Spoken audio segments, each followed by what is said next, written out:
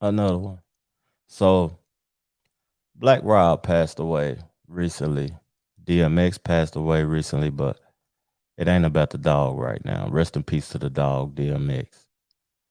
He held his down, man. But let's talk about Black Rob for a minute. So when Black Rob passed, it gave me the thought process: where are all the bad boy artists at? Like, where they at now? Where are all the bad boy artists at? Like, a lot of people had complaints with Puffy, Diddy, Shyne Combs, whatever his name is, about contractual agreements, uh, disputes, homosexual allegations, just a lot of stuff, man. And one of my favorite groups of all time, the Locks, like Kiss, P, and Luch, they ain't never released the album under the moniker the Locks no more.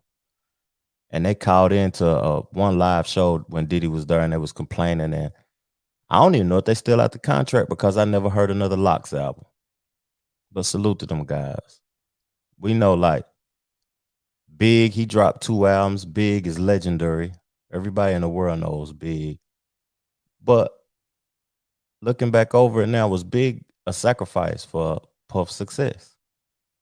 Not downplaying Puff. I done met Puff or Diddy, whatever you want to be called right now, personally.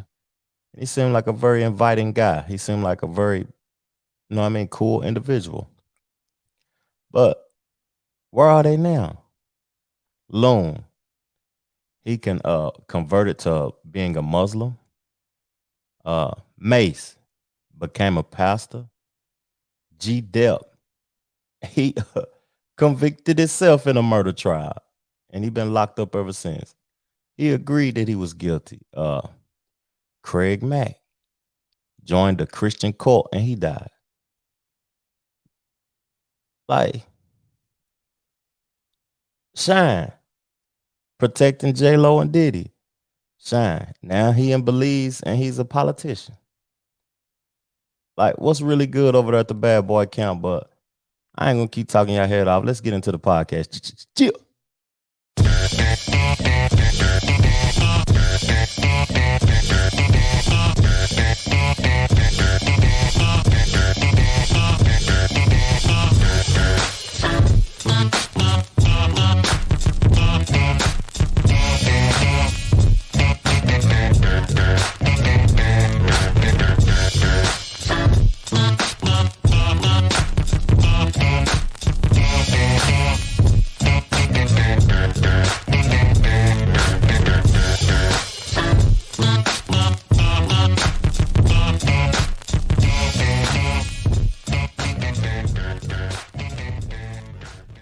So I'm gonna start it off with the artist Craig Mack because to me, and from my point of view, that's where our bad boy started. Here comes the brand new flavor in your ear. Time for new flavor in your ear. So that was the big single that kicked off Bad Boy Records, Flavor in Your Ear. And my boy Troy sent me a video of how Puff was acting around the time it was time for Craig Mack to release another project, and how he was acting in the stool or whatever. And it's wild, man. Craig Mack, it seemed like he wasn't appreciated. His album went gold, but that was his only album, his only single. The single had a remix and everything to it. It was a big record, but I don't even think Puff was into the records being big. I think Puff was into financial reasons and wanting to go platinum. But as you can see on the screen, they said Diddy lies, and Craig Mack face says it all. So we're gonna get on into it and see, like, what was Craig Mack face looking like, and why was he highly upset? Let's do it. Mm.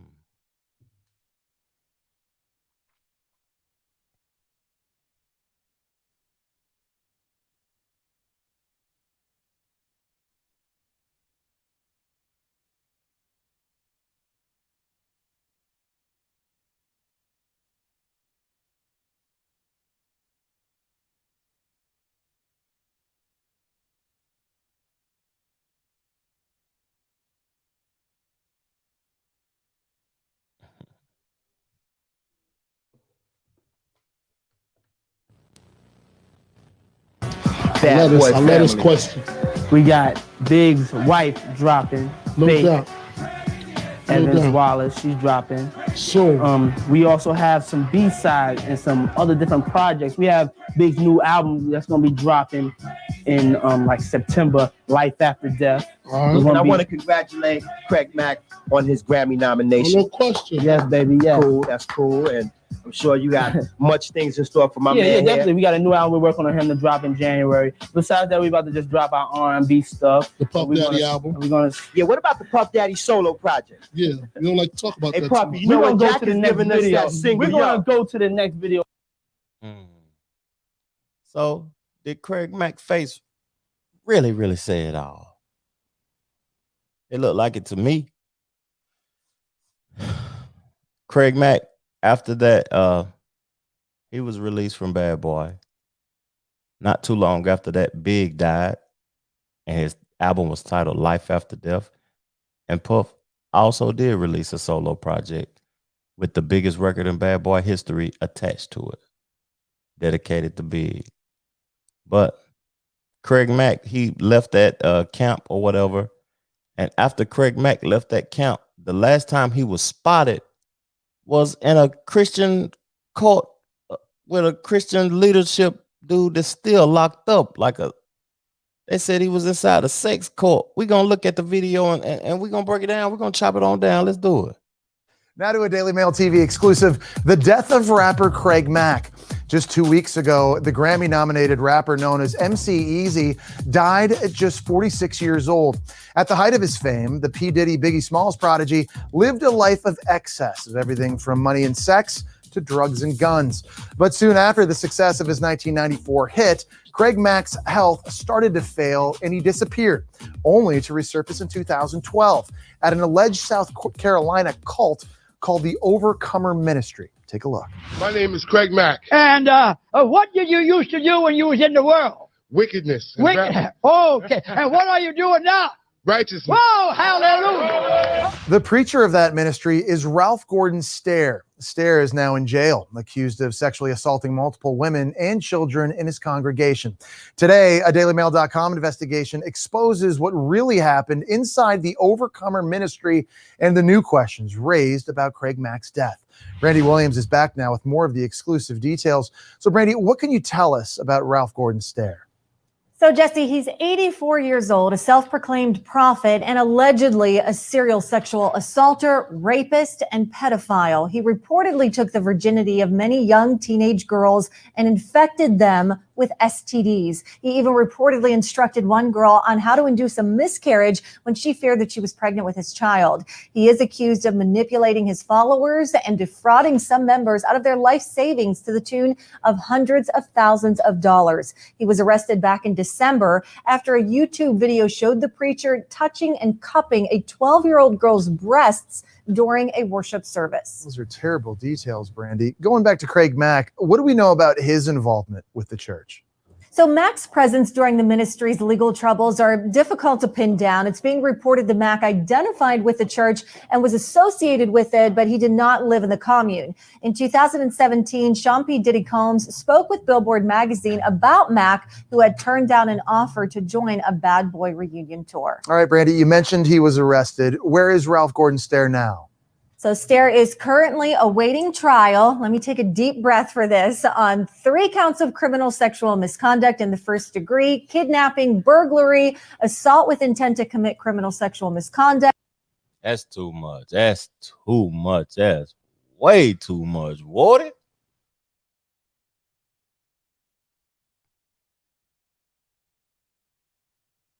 Wow. Real talk, like, wow. 30 counts of sexual misconduct.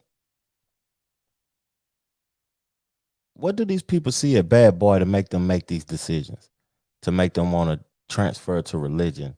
That make them want to do different things? They want to leave music. What do they see? Like, what type of contractual agreement are you signing to want to even be involved in these things? So the next artist up we're going to pull up, it's going to be G-Dep. Let's do it.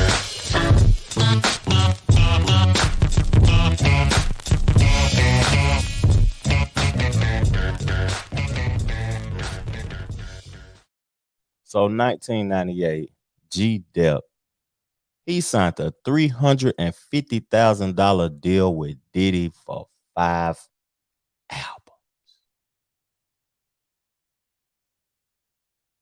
Yeah. Was that a good deal back in 1998 though? $350,000, 5 albums. Let me think. Because nowadays people signing 360s for less than that. I don't know. Like, that's a horrible deal, man. To be honest. So his first thing, I got some notes or whatever. He appeared on 2 of Black Rob's, rest in peace, songs on his debut album, The Life Story. Then G-Dep also released his solo album in 2001, and it went gold. I only know one song off of that, Special Delivery. It peaked at number 3 on the charts, and his album went gold. And I haven't heard another record off of that thing. But G-Dep, he's been locked up, and I don't know accurately how long he been locked up, but he confessed to a murder. He confessed to a murder that could not be proven at the time. He confessed to it, man. Like, why you confess to a murder that couldn't be proven yet? And man, I don't know like what it feels like to murder someone, or what how the weight is on you when you know that you killed somebody for you to confess. But man, I would want to be a free man, because America ain't right. I would want to be free. Shoot, I deal with the pain on the inside, you know what I mean, without the judge or without the laws of the land convicting me. But it do say in the Bible, obey the laws of the land. Hmm. Let's listen to G-Dep, man. This night you were looking to let's get some money, you said. Yeah. And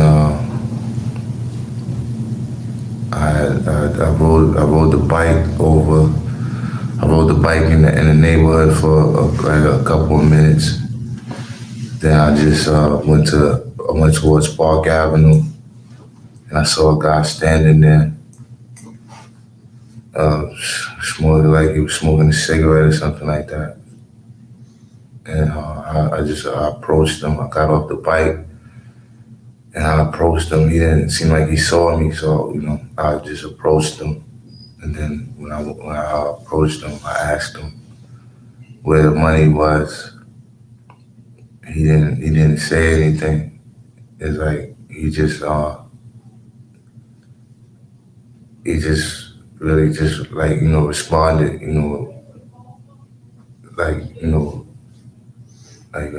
facially, but he didn't say anything. So I asked him again, where's the money?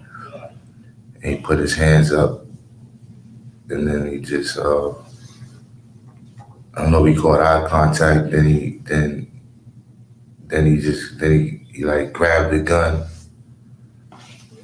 and it was kind of like a struggle. And I pulled the gun back from him, and then I fired 3 times, and I didn't realize it was hitting him or anything. Because I didn't see anything. I just fired. I fired 3 times, and then I went after I fired the gun. I kind of just like ran back to the bicycle that I had on the side. I got on it. He kind of came after me, and I rode off. And I rode up the block, then around the block. Then I came like back around the block on 112th at Park Avenue and looked up the block. And I saw like a scene. I saw like a police car. I don't know if I saw a car with the lights.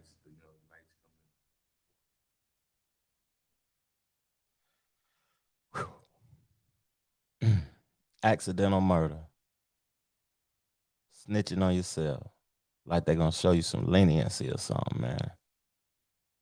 The police don't care about nobody, man. All they trying to do is get a conviction or get a raise.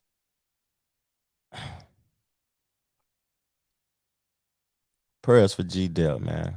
Free G-Dep. I know when you commit a crime, you got to do the time when you commit that crime.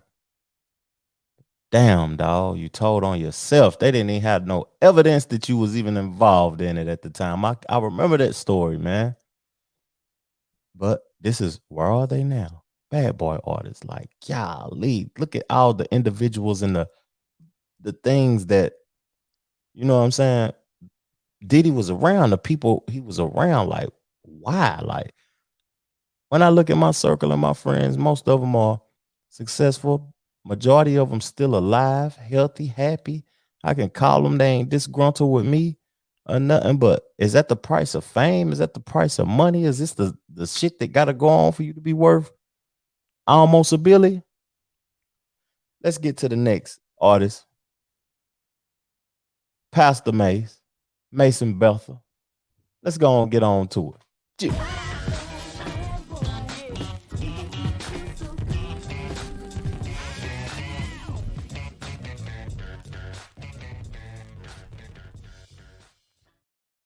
Yeah. So you got to remember, Mace dropped 2 albums, Harlem World, certified platinum, nothing but hit after hit after hit.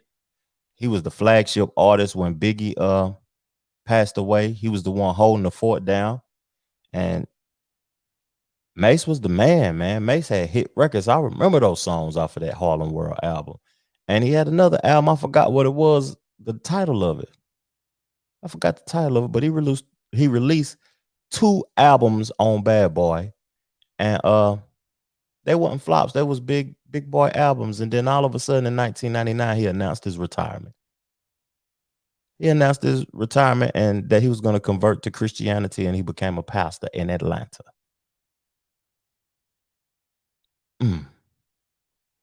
Then, like, after he became the pastor, he got disgruntled around 2005, 2006, and started talking about the contractual agreement.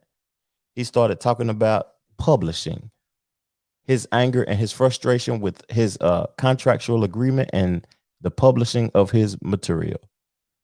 And Diddy was holding him back, and that's why he retired, and that's why he didn't continue to make records. And then he all of a sudden he signed back with Diddy and had a song called Welcome Back. And he was disgruntled again about the contractual agreement. Like, artists, you listening to this? Me and my boy Troy, we talk about it a lot on the Two Brothers podcast. We talk about contractual agreements and knowing what you sign and hiring an attorney before you sign. You can't be mad at the other man for you know what I mean, what you signed. That's your fault. That's your fault what you signed.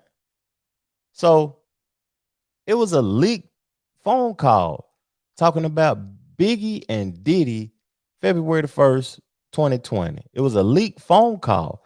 And Mace was on the phone call. Like, Mace was on the phone call. And he was exposing some things. And I know this is rare material if people don't, like, research these things or research the Bad Boy situation. And I know this probably ain't relevant to everybody, but it's interesting to me. So we're going to listen to this leak call and see what was being said. Where? I know you to be an upstanding guy. So I'm not expecting no funny business from you, right? Even in your show, you said some stuff about you and Puff was taking a picture with a nigga who shot Big before he even got killed. But you never really addressed that.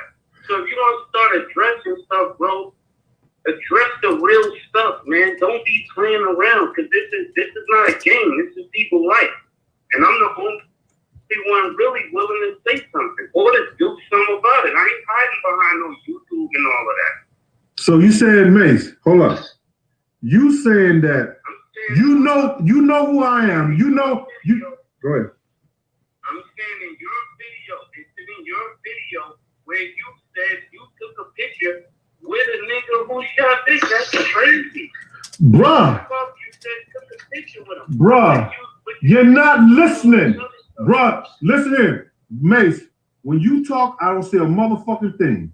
When I talk, I want the same respect.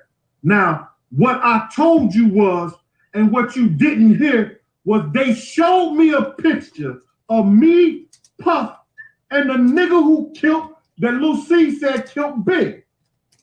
The FBI said they saw the picture too. When they showed me the picture, they had the nigga face blurred out. Nigga, I didn't say I took a picture. I said the FBI. Yo, bro, I said the LAPD showed me a picture of me, Puff, and the nigga who shot Big. That Lucy said. Why would you, Puff, and Big? Why would you and Puff be taking a picture with a nigga who did that? That don't make no sense. Nigga, because they showed me the picture. I don't know who took the picture. What do you mean? The nigga walked up the Puff car first. And I see. Puff was in the car, nigga. I was standing on the outside. This nigga was coming up down the drive. He was coming down the street. What are you talking about? So if you want to say something, Mace, tell niggas why you didn't go. Mace, why you didn't go to the party? Mace, why you didn't go to the party? Why you didn't go? Brandy told you, you told me that Brandy told you, let's go to the party. Why you didn't go to the party? I didn't go to the party because all young niggas seem like niggas. And I'm not going to no niggas. So Mace, who told you? Mace, didn't I tell you? Listen here, Mace. Did I tell? Let's keep it 100. When you was riding around,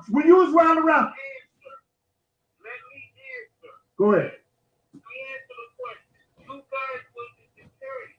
If somebody shot the biggest rapper in the world, why y'all didn't shoot back? Y'all had guns? Mace, let me ask you something. I'm gonna get to that. Mace, one question. When you was riding around Cali with Stevie J, didn't I pull you to the side and say, what the fuck is you doing in a drop top Benz riding around with Stevie J around Cali? Did I say that to you? Mace. Did I say that to you, Mace? That's some sucker shit. He told that nigga that's some sucker shit. That bad boy shit run deep. Did he know something? Did Mace know something was about to happen that night? He said I was in the hotel with Brandy. But then when the man asked him a few more questions, did he know something was about to occur that night with Big? Real talk.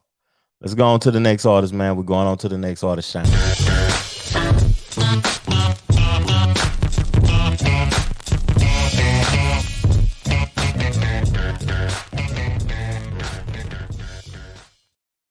So Shyne, man, he dropped the album when he first came out. I said, man, dude sound like Big. What Puff doing signing an artist to sound just like Big?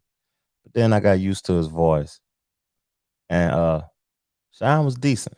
He was decent. He had beefs with 50 Cent, The Game.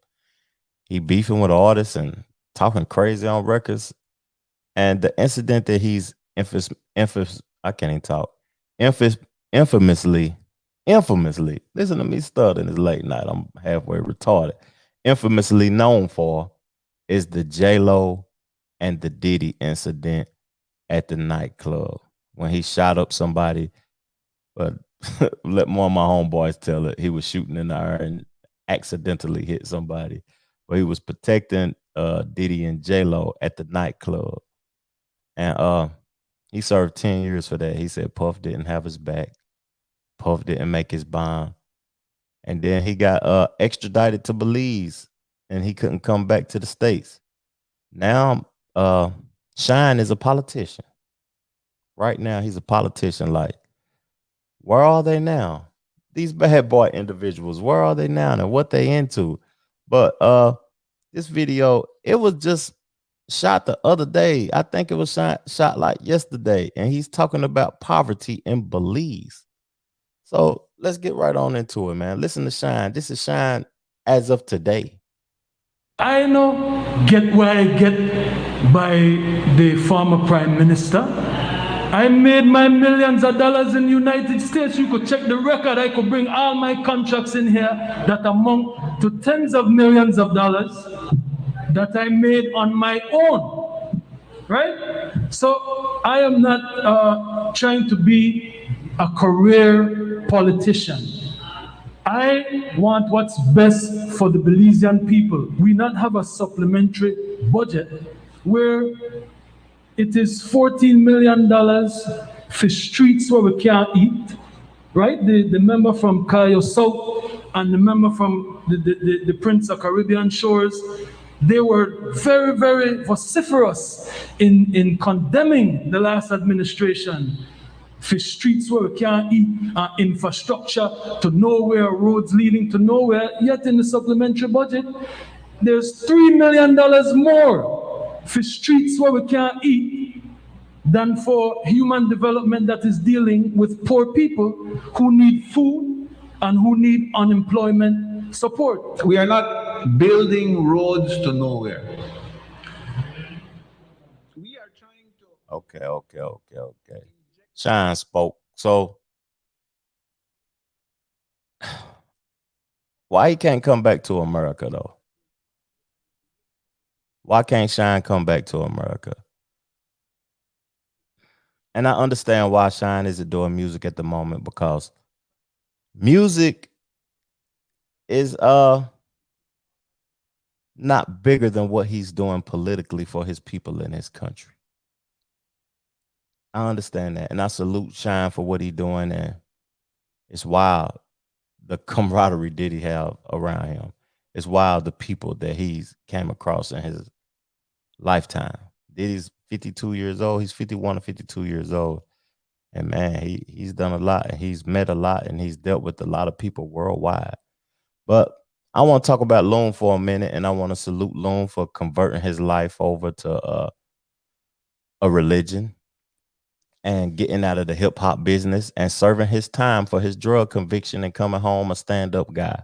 Salute to Loon. Harlem guy, Harlem cat. Used to be a part of the Children of the Corn. Nah, Loon wasn't part of Children of the Corn. I don't think so. But I remember Cam talking about on Drink Champs that he used to write his raps. And big salute to Loon. Just big salute to Loon. So next artist up and the last artist up before we get into the sponsorship and the people who support the podcast. Rest in peace, Black Rob. Let's do it.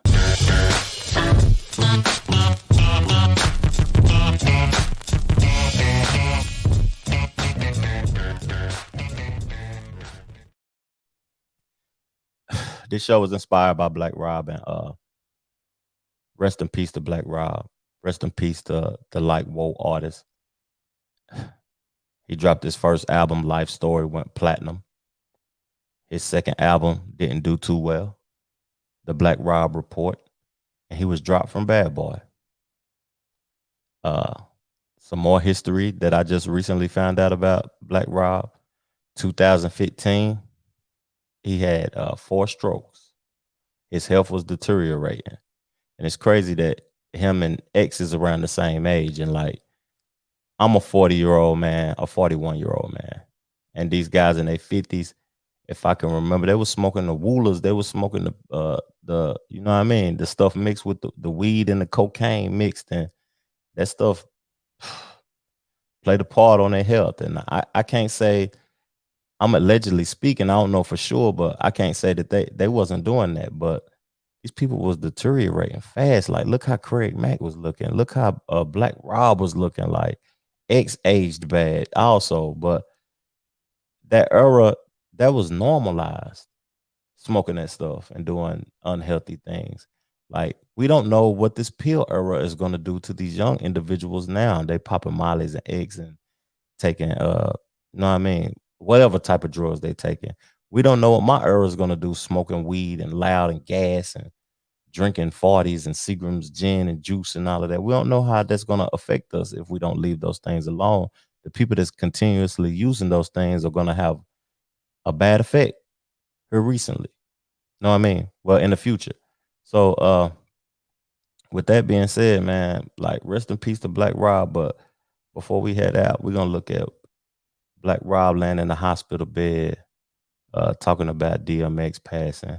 But what leaves me speechless about this is that I don't know who would put a camera in a man's face when he's in this condition.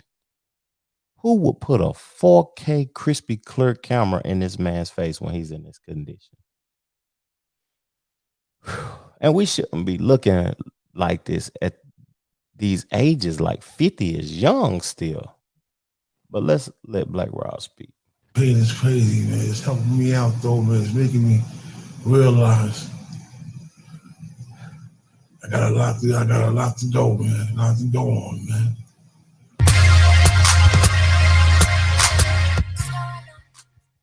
The hell, a commercial popped up on me halfway through the pod.